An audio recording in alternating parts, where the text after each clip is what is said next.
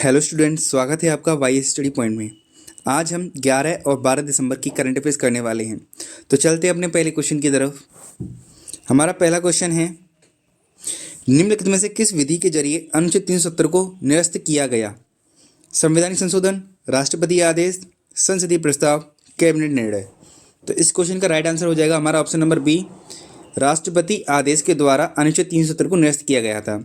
अब हाल ही में क्या हुआ था कि एक पिटीशन डाली गई थी, एक याचिका डाली गई थी सुप्रीम कोर्ट में कि जो निरस्तीकरण किया गया है अनुच्छेद 370 का वो गलत है, अवैध है। परंतु सुप्रीम कोर्ट ने भी ये फैसला सुनाया है कि जो 370 को निरस्त किया गया है वह वैध है, कोई अवैध नहीं है।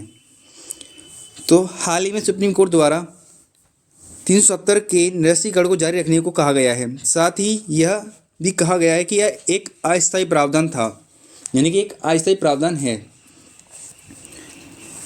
भारत के मुख्य न्यायाधीश DY चंद्रचूड़ की अध्यक्षता वाली संवैधानिक बेंच ने साल 2019 में अनुच्छेद 370 जो जम्मू कश्मीर को विशेष राज्य का दर्जा देती थी उसे निरस्त करने का फैसला जारी रखने को कहा है। बेंच ने कहा है कि अनुच्छेद 370 एक अस्थायी प्रावधान था जो उस समय की युद्ध स्थिति को देखते हुए लागू किया गया था। कोर्ट ने निर्वाचन आयोग को 30 सितंबर 2024 तक जम्मू कश्मीर में विधानसभा चुनाव करवाने के लिए निर्देश दिए हैं। एक फैसला तो यही सुनाया था, दूसरा फैसला ये भी सुनाया कि कोर्ट ने निर्वाचन आयोग को यानी कि इलेक्शन कमीशन को 30 सितंबर 2024 तक यानी कि अगले साल की 30 सितंबर तारीख तक जम्मू कश्मीर में विधानसभा का चुनाव करवाने के लिए निर्देश दिए हैं। नेक्स्ट क्वेश्चन, छत्तीसगढ़ के मुख्यमंत्री के रूप में कौन शपथ लेंगे? रेणुका सिंह, विष्णुदेव साई, अरुण साव, धर्मलाल कौशिक। तो इस क्वेश्चन का राइट आंसर हो जाएगा हमारा option number B, Vishnu Deo Sai. इस क्वेश्चन का राइट आंसर हो जाएगा। अब ये छत्तीसगढ़ के नए मुख्यमंत्री बनेंगे। छत्तीसगढ़ के बारे में जान लेते हैं। छत्तीसगढ़ की स्थापना कब हुई थी? 1 नवंबर 2000 में हुई थी। इसकी राजधानी क्या है? रायपुर है। इसके राज्यपाल हैं विश्वभूषण हरिचंदन। विष्णु साई छत्तीसगढ़ के चौथे मुख्यमंत्री बने हैं। इस पद पर आने वाले वह पहले आदिवासी नेता हैं। तो ये कौन से नेता हैं? पहले आदिवासी नेता हैं। तो क्वेश्चन आ सकता है कि छत्तीसगढ़ के पहले आदिवासी नेता कौन बने हैं, मतलब जो मुख्यमंत्री बने वो कौन बने हैं? तो बने विष्णुदेव साई। विष्णु साई कुकरी विधानसभा सीट से चुनाव जीते हैं।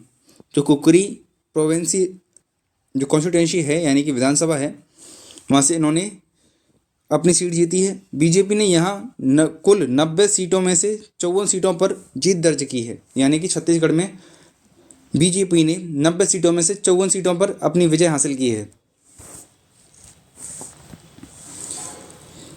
1 नवंबर 2000 को भारत सरकार ने मध्य प्रदेश का विभाजन करके छत्तीसगढ़ बनाया था। तो मध्य प्रदेश से अलग होकर बनाया छत्तीसगढ़। क्षेत्रफल के हिसाब से छत्तीसगढ़ देश का 9वां सबसे बड़ा राज्य है। छत्तीसगढ़ में कुल 27 कुल जिले हैं और कुल 44% वन क्षेत्र है, यानी कि जो छत्तीसगढ़ है, छत्तीसगढ़ का जो एरिया है उसमें 44% एरिया में वन क्षेत्र है। छत्तीसगढ़ को मध्य भारत का चावल का कटोरा भी कहा जाता है। वन भारत सारी वॉकथॉन पहल किस मंत्रालय द्वारा लॉन्च की गई है? तो वन भारत सारी walkathon initiative is launched by which of the following ministries? Textile मंत्रालय यानी कपड़ा मंत्रालय, वित्त मंत्रालय, खेल एवं युवा मंत्रालय, रेलवे मंत्रालय। तो इस क्वेश्चन का राइट आंसर हो जाएगा option number A, ministry of textiles यानी कि कपड़ा मंत्रालय। इस क्वेश्चन का राइट आंसर हो जाएगा। नेक्स्ट क्वेश्चन, युवाई पहल किसके द्वारा लॉन्च की गई है? National e governance division, ministry of electronics and information technology, Intel India, all of the above. तो इस क्वेश्चन का राइट आंसर हो जाएगा all of the above. National e governance division, ministry of electronics and information technology, सूचना एवं प्रौद्योगिकी जो मंत्रालय है वो भी है, और इंटेल इंडिया, तीनों ने मिलकर एक युवाई पहल की लॉन्च की गई है। इस कार्यक्रम में युवाओं को आवश्यक FI कौशल सिखाने के उद्देश्य से शुरू किया गया है। जो एआई है उसको सिखाने के लिए ये प्रोग्राम डिज़ाइन किया गया है। Youth for growth and Vikas with AI aims to promote a deeper understanding of AI. Youth और ग्रोथ जो विकास विद एआई एक उद्देश्य इसका है, जिससे क्या है कि एआई के प्रति गहरी समझ को विकसित करना इसका उद्देश्य है। ये देश भर में कक्षा 8 से 12 तक के स्कूली छात्रों को एआई कौशल प्रदान करने में सक्षम बनाएगा। तो 8 से लेकर 12 क्लास तक के जो बच्चे हैं उनको एआई के बारे में ज्ञान दिया जाएगा, यानी कि उसके बारे में प्रशिक्षण दिया जाएगा। नेक्स्ट क्वेश्चन, हाल ही में जारी क्लाइमेट चेंज परफॉर्मेंस इंडेक्स सीसीपीआई में भारत की रैंक क्या है? दूसरी, पाँचवीं, सातवीं, नौवीं? तो इस क्वेश्चन का राइट आंसर हो जाएगा सातवीं। हाल ही में जारी हुआ एक क्लाइमेट चेंज परफॉर्मेंस इंडेक्स सूचकांक है, इसमें भारत की रैंक सातवीं रही है। इसके बारे में और जान लेते हैं। इस इंडेक्स को, इस सूचकांक को German watch new climate institute द्वारा और क्लाइमेट एक्शन नेटवर्क द्वारा 2005 से प्रकाशित किया जा रहा है। German watch, new climate institute और क्लाइमेट एक्शन नेटवर्क के द्वारा, यानी 3 संस्था इसको जारी करती हैं। 2005 से इसको प्रकाशित किया जा रहा है। यह 63 देशों और यूरोपीय संघों के जलवायु संरक्षण प्रदर्शन पर नज़र रखने के लिए एक स्वतंत्र निगरानी उपकरण है। यानी कि इसके अंदर 63 देशों को निगरानी में रखा जाएगा। इसके साथ साथ एक यूरोपियन यूनियन है, उसको भी निगरानी में रखा जाएगा।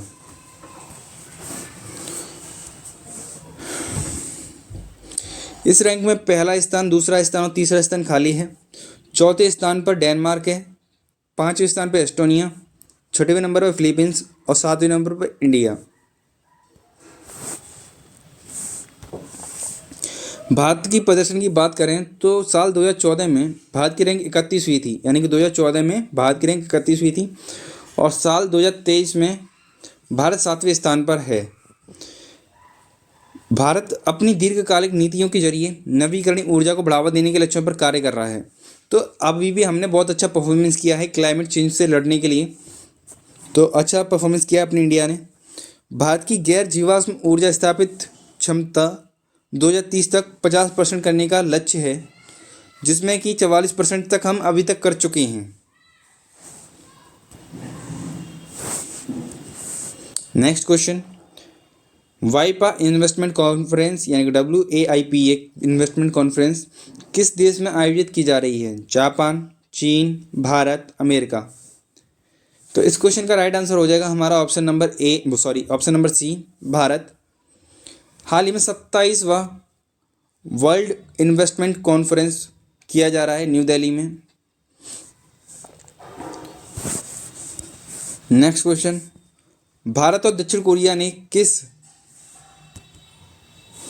किस वर्ष औपचारिक राजनयिक संबंध स्थापित किए? तो इस क्वेश्चन का राइट आंसर हो जाएगा 1973।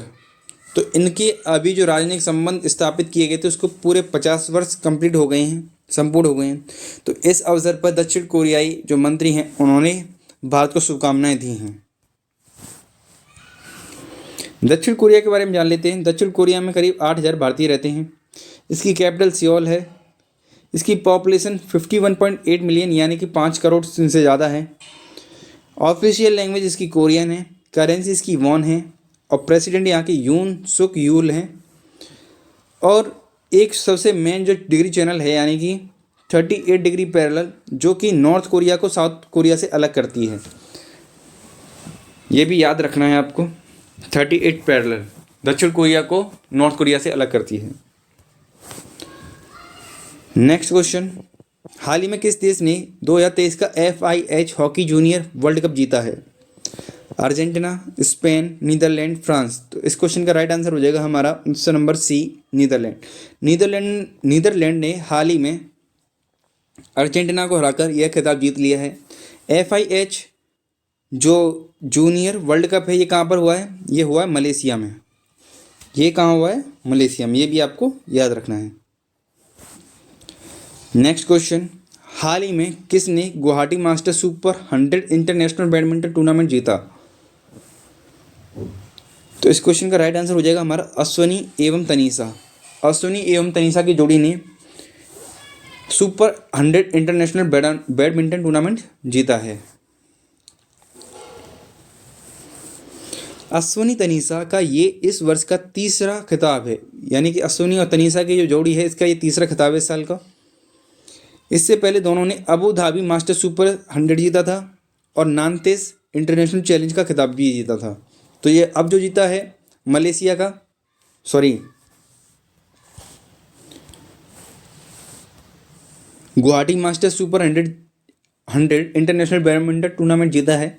इसको मिलाकर 3 खिताब जीत लिए इन्होंने इस साल। हाल ही में मध्य प्रदेश के मुख्यमंत्री के रूप में किसे चुना गया है? नरेंद्र सिंह तोमर, मोहन यादव, जगदीश देवड़ा, कैलाश विजयवर्गीय। तो इस क्वेश्चन का राइट आंसर हो जाएगा option number B, Mohan Yadav. हाल ही में मोहन यादव को मध्य प्रदेश का मुख्यमंत्री चुना गया है। मोहन यादव उज्जैन दक्षिण से विधायक हैं, यानी कि इन्होंने यहाँ से सीट जीती है। जगदीश देवड़ा और राजेंद्र शुक्ला को उप मुख्यमंत्री के रूप में चुना गया है। जगदीश देवड़ा और राजेंद्र शुक्ला ये उप मुख्यमंत्री के रूप में चुने गए हैं। मध्य प्रदेश विधानसभा चुनाव में 230 सीटों में से 163 सीट जीतकर ऐतिहासिक जीत दर्ज की है, यानी कि 230 सीट थी टोटल, उसमें से 163 सीट जीती हैं बीजेपी ने। मध्य प्रदेश के राज्यपाल कौन है? मंगू भाई छंगन पटेल। मध्य प्रदेश के पहले मुख्यमंत्री कौन हैं? रविशंकर शुक्ल। जो पहले मुख्यमंत्री थे, इसके सबसे पहले मुख्यमंत्री थे वो रविशंकर शुक्ल थे। मध्य प्रदेश के सबसे लंबे कार्यकाल वाले मुख्यमंत्री कौन हैं? शिवराज सिंह चौहान। हाल ही में अर्ली वार्निंग्स फॉर ऑल पहल निम्नलिखित में से किसके द्वारा लॉन्च की गई है? ऑप्शन है आपके WMO and UNDRR, IMF and UNDP, world bank and UNICEF, ISA and UNEP. तो इस क्वेश्चन का राइट आंसर हो जाएगा हमारा option number A, WMO and UNDRR इस क्वेश्चन का राइट आंसर हो जाएगा। इसके बारे में और जान लेते हैं। इस पहल का उद्देश्य 2027 तक एक ऐसा चेतावनी सिस्टम लॉन्च करना है। इस पहल का उद्देश्य साल 2027 तक ऐसा चेतावनी सिस्टम बनाना है जिससे लोगों को पृथ्वी पर आने वाले खतरनाक मौसमी बदलावों के बारे में पहले से अलर्ट भेजा जा सकेगा। इस पहल का नेतृत्व WMO और UNDRR कर रहे हैं। इसमें 3 बिलियन का निवेश 5 वर्षों के लिए किया गया है।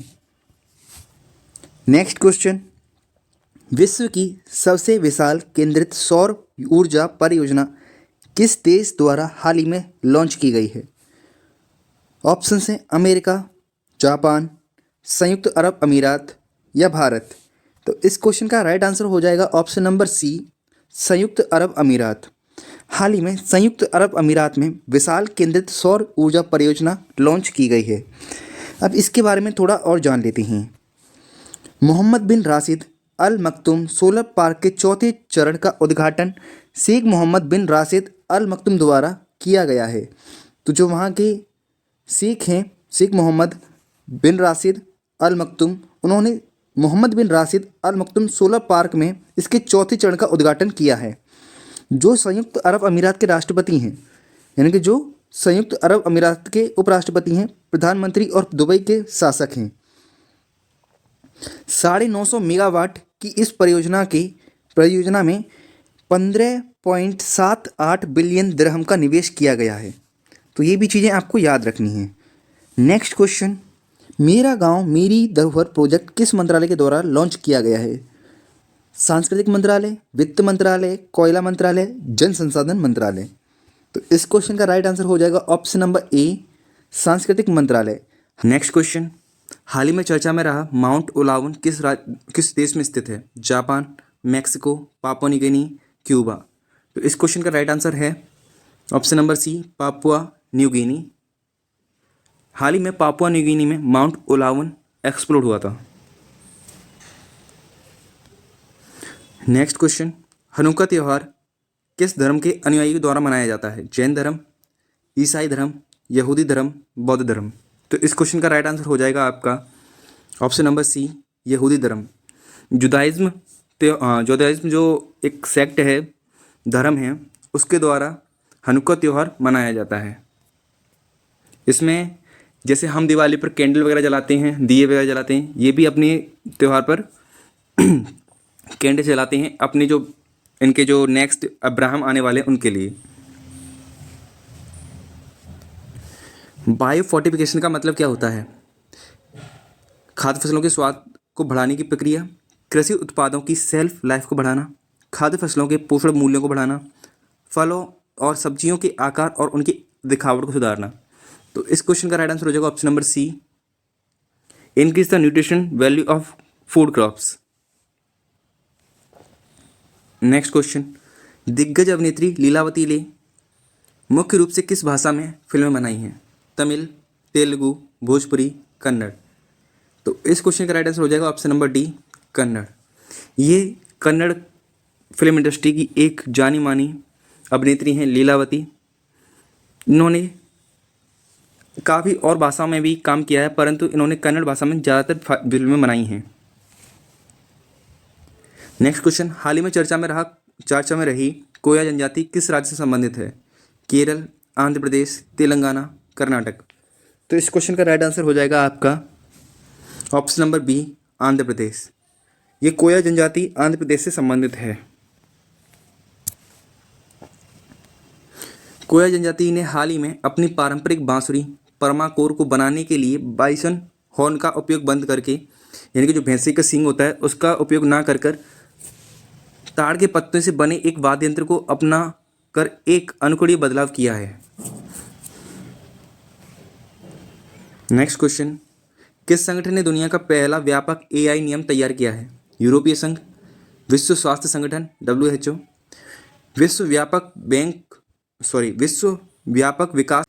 इस क्वेश्चन का राइट आंसर हो जाएगा हाल ही में यूरोपीय संघ ने सबसे पहला AI नियम तैयार किए हैं। नेक्स्ट क्वेश्चन, हाल ही में किसने सूर्य की पहली फुल डिस्क तस्वीर ली है? Aditya L1 solar orbiter, Parker solar probe, international solar probe. तो इस क्वेश्चन का राइट आंसर हो जाएगा हमारा option number A, Aditya L1। तो आज के हमारे ये सारे क्वेश्चन खत्म हुए। वीडियो अच्छी लगी तो वीडियो को लाइक करें और चैनल को सब्सक्राइब करें। वीडियो देखने के लिए धन्यवाद।